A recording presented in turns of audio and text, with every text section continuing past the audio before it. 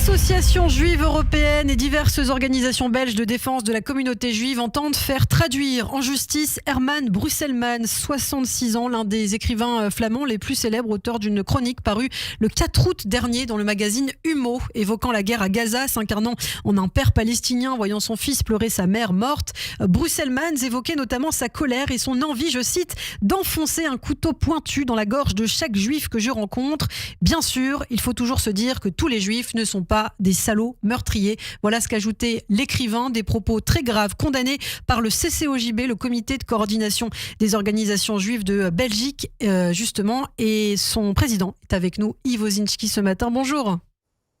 Bonjour. Merci beaucoup d'être avec nous, Yves, ce matin sur Radio J pour commenter effectivement cette actualité. Alors la direction d'Humo, on l'a vu, a finalement retiré le texte de son site vendredi, mais le mal est fait. Les organisations juives ont dénoncé une incitation au meurtre. Comment vous avez reçu, analysé les propos de cet écrivain ? Écoutez, c'est un comble, ça dépasse complètement l'entendement, c'est d'une violence que nous n'avions jamais rencontrée jusqu'à présent. Vous avez plusieurs séquences dans cette chronique. La première, c'est que M. Brusselmans considère qu'il va y avoir une troisième guerre mondiale et la cause en est ce qu'il indique, un petit juif gras, chauve, qui porte le nom inquiétant de Netanyahou. Ça, c'est la première salve antisémite. Et puis, la deuxième, c'est que il s'inquiète sur la situation à Gaza. Et il dit, moi, j'ai envie de planter un couteau dans la gorge de chaque juif que je rencontre. Et puis, comme vous l'avez indiqué, il dit, oui, mais finalement, peut-être que tous les juifs ne sont pas des salauds. Je pense, par exemple, à un vieux juif, et puis finalement, qu'il aille au diable aussi. Oui. Donc, ce sont trois séquences particulièrement antisémites, particulièrement violentes, et il a tenté de se défendre en disant, en réalité, il faut jamais prendre ce que je dis au premier degré, je suis un homme satirique, oui. Il y a évidemment absolument pas de satire dans ce qui a été indiqué, c'est de l'antisémitisme pur qui s'appuie sur les vieux clichés antisémites, lorsqu'il décrit, par exemple, Netanyahou. Et donc, c'est absolument inadmissible. On a atteint quelque chose que nous n'avions jamais rencontré et ça nécessite évidemment des poursuites judiciaires. Alors, effectivement, lui, il a parlé de liberté d'expression, Yves, et pourtant, il n'en est pas à son coup d'essai, en fait, Brusselmans, puisque le Forum des organisations juives a aussi engagé une procédure devant le Conseil de déontologie flamand contre deux anciennes chroniques de l'écrivain flamand parues dans le magazine Humo. Il avait déjà, en fait, écrit des choses antisémites. Ça va aussi peser peut-être dans le futur procès. Oui, je pense que effectivement, il n'en est pas à son coup d'essai, et donc il y a une constante dans ses déclarations antisémites, dans ses chroniques antisémites, et cela viendra effectivement soutenir notre position et viendra démontrer qu'il ne s'agit absolument pas de satire et qu'il ne faut pas prendre ça à je ne sais quel degré. La plainte du Forum der Joodse Organisaties, qui est notre organisation sœur, du côté du nord du pays.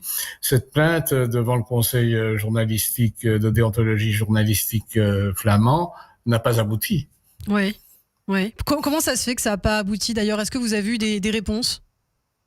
Mais en réalité, ils se sont basés sur une question de procédure en disant que, si je me souviens bien, que le forum n'avait pas été lui-même attaqué dans cet article et donc qu'il ne pouvait pas lui-même diligenter une plainte. Donc c'est vraiment des questions procédurales, si je puis dire, et pas de fond qui ont fait que cette plainte a été écartée. Alors en tout cas, Herman Brusselmans devra s'expliquer sur ses propos qui sont très graves effectivement, et c'est une chronique de l'écrivain qui s'inscrit aussi dans un contexte de fort antisémitisme en Belgique, on ne peut pas le nier, on en parle depuis des mois, et les politiques tout d'abord, la plupart des formations politiques belges se sont alignées sur le narratif du Hamas, notamment concernant les massacres du 7 octobre, la guerre qui s'est ensuivie, de la gauche à l'extrême gauche, progressivement pour d'autres au centre droit de l'échiquier politique. Comment vous le vivez aussi ? Est-ce que vous sentez cette pression antisémite sur la scène politique ?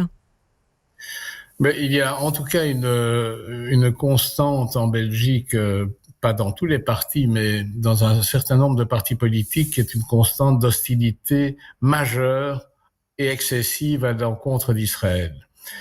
Ça se manifeste en ce qui concerne les partis francophones au sein des partis de gauche, mais en ce qui concerne le nord du pays, les partis flamands, ça se manifeste dans tous les partis, sauf le parti nationaliste NVA, qui a d'ailleurs gagné les élections du côté du Nord, et sauf aussi du côté des partis de centre droit du sud du pays, qui sont d'ailleurs appelés à former un prochain gouvernement fédéral, et qui ont déjà, pour ce qui concerne le sud du pays, les francophones, les deux partis, le Parti libéral et le parti qui s'appelle Les Engagés, qui est un parti de centre droit, ces deux partis ont déjà formé les gouvernements du côté wallon et du côté de la communauté française de Belgique. Donc, il y a par rapport à ce déferlement excessif anti-israélien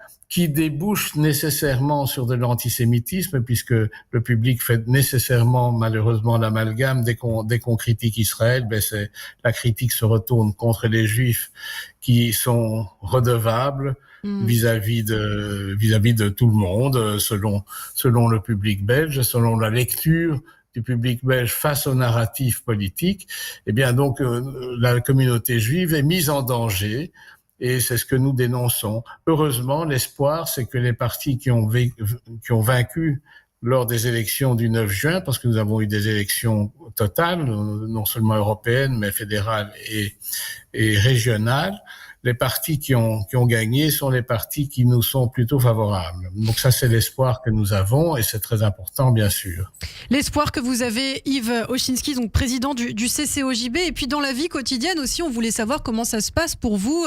Est-ce que vous ressentez cet antisémitisme au quotidien? Est-ce que les Belges, peut-être, que vous fréquentez aussi, ont un comportement différent depuis le 7 octobre? Comment vous le vivez? Mais la communauté juive, depuis exactement le 7 octobre, s'est attendue à ce que l'empathie qui avait surgi le jour du 7 octobre ne serait que de très courte durée, et ça s'est vérifié malheureusement. Les Juifs ont peur, les Juifs sont dans une situation extrêmement inconfortable, ils retirent leur mezouza de l'extérieur de leur maison. Il n'est pas question de se promener avec une kippa en rue. Ceux qui sont religieux, qui portent la kippa, mettent une casquette, parce que sinon ils sont irrémédiablement insultés ou menacés. Ça s'est passé avec des religieux à Bruxelles, à Anvers. Il y a eu des agressions physiques. Des gens changent leur nom sur les sonnettes de leur appartement, parce que il y a vraiment une situation de danger qui est vécue comme telle et qui est réelle. Oui. Voilà. Alors pour terminer, justement, il nous reste très peu de temps. Est-ce que vous avez aussi observé peut-être une vague de départ de Juifs belges vers d'autres pays, notamment Israël? Mais il y a en tout cas, au sein de chaque famille juive, la question se pose. Quel est notre avenir en Belgique? Y a-t-il un avenir en Belgique? Peut-on encore rester? Ça, c'est la question. Alors, la réponse n'est pas encore répandue au plan des départs, mais il y a en tout cas cette inquiétude et cette question, ce questionnement qui est posé au sein de chaque famille. Je ne rencontre pas un membre de la communauté qui ne me fait pas part de cette inquiétude. Eh bien, merci beaucoup Yves Ochsinski d'avoir été avec nous, président du CCOJB ce matin, les organisations juives de Belgique. Merci à vous. Je vous dis à très bientôt sur Radio J.